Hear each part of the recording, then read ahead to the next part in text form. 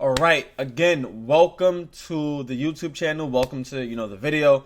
Glad you guys are checking this out. So we're going to go into just the basics. And we're going to first talk about the foundation of AML. All right, the three phases. Again, to remind you, if you haven't, you want to subscribe to the YouTube channel as well as check out the sign up to the mailing list, because certain things will be sent only via email. I want you guys to be the ones to get everything, so make sure you sign up. Again, it's free. I'm only going to send you, content about the, about AML or compliance. I'm not going to sell your email. I'm not going to trade it. Not going to do anything like that. All right. So want to give this you the option to sign up, because you're going to get a lot of great things that are only going to be for those on the email list. All right. Now remember, as I said in the first video, this series is for professionals who are in AML, which is anti-money laundering, or looking to get into it and kind of want to increase their knowledge, increase their their wheelhouse, and be able to talk about more topics intelligently, whether that be just at work or talk about it at an interview. All right, we're going to talk about different job opportunities that are out there, ways to approach job opportunities, ways to really make your resume stand out. We're going to cover a lot of things over in this YouTube channel, so I'm really looking forward to it. Hoping you guys are too. And again, if you want a topic covered, comment below, and I'll dedicate, one video answering all the questions and all the topics and everything. All right. So I think it's going to be great. I think you guys are really going to enjoy it. I'm excited. So let's just jump in right now for the foundation of AML. Okay. So now AML, anti-money laundering, has three basic phases. It's placement, it's layering, and it's integration. All right. Those are the three only phases of money laundering. Now, that's also for, terrorist financing. So money laundering and terrorist financing, you'll see, they're not interchangeably, but they're usually mentioned hand in hand, right? Because to finance terrorism, you have to launder the money somehow, okay?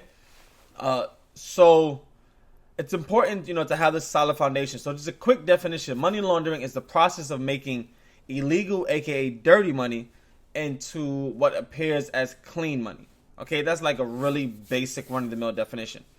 Now, placement is the simplest stage. Now, this happens when the individual or the entity, so it could be a company, an individual, physically places the money into the financial system. Right now, the simplest example is literally someone going to a bank with a bag of cash. Now, I know a lot of people think, well, do people actually do that? Is someone actually going to the bank and depositing or bringing a bag of cash and depositing it? It does happen. And as many videos we've seen and movies we've seen, people still do it. It still happens, okay?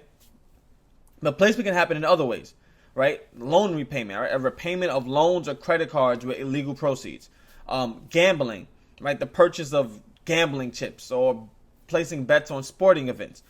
Currency smuggling, right? The physical movement of currency or monetary instruments. A monetary instrument could be a check, could be a money order, could be a traveler check, things of that nature, over the border, right? So moving it, from, let's say, the U.S. to Mexico, or from any of the countries in Europe to another country, any of the border countries, right? And then also currency exchanges. Now, that's purchasing foreign money with illegal funds through currency exchanges.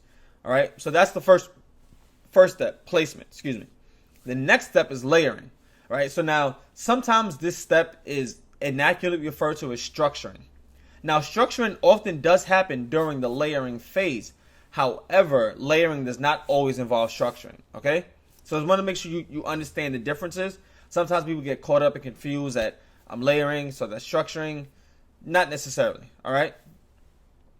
Now, the goal with layering is to, the goal with layering is to pretty much, think of it like this, right?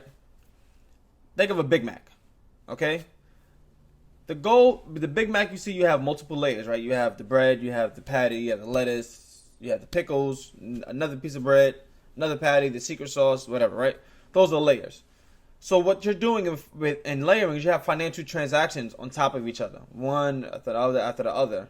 So that way, you lose where the money originated, right? The whole goal is to obscure the origin of the money, the origin of the funds.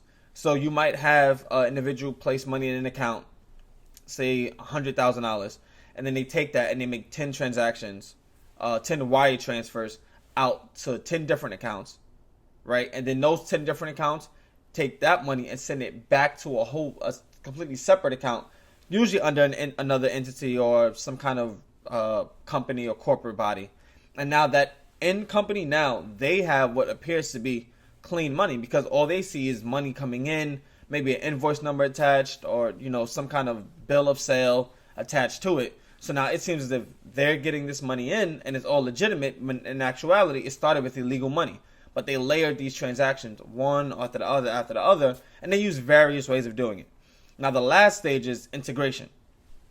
Now this is where the criminal hopes that their illegal money is returned to them. Right now, oftentimes is accomplished via the purchase of property. So real estate is a really big way of integrating the money back into society. And even in the integration phase, there's often criminal aspects tied to that. Sometimes, let's say for example, you have a house that is worth $2 million, okay? Or you see a house worth $2 million and you want to buy it. You're a criminal. So John the criminal has a house, $2 million that he saw that he wants. He convinces the owner to sell him the house for $1 million. He'll get $1 million in the deal and another $1 million under the table. So the guy who's selling the house still gets his $2 million. He just gets it a different way. John now was able to show that, hey, he has his house. He paid $1 million for it. He can then turn around and sell it for $2 million. And so real estate is used in the layering phase and the integration phase, right? So in the layering, he uses that money. He uses that house that he bought for $1 million and sells it for $2 million, and now he can record $1 million in profits. But we both know he actually paid $2 million for the house. Or in the integration phase, he can just decide that he wants to enjoy the spoils of his criminal activity, and he uses the money to buy a $2 million house from which him and his family live in. All right, so those are the three phases. That's what I kind of want. We're not gonna get into too much each video because people have things to do. So I want you to be able to watch this video, kind of get a little bit and keep on with your day.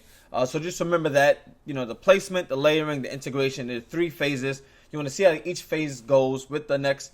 They're all tied into each other, so you want to be aware of that as well. All right. So hope you guys enjoyed. You learned a lot. If you have any questions, again, comment below. I'm gonna get back to you. Try to get one video with all the questions answered. I believe it'd be great. All right. So that's it for this one, and I look forward to talking to you guys soon.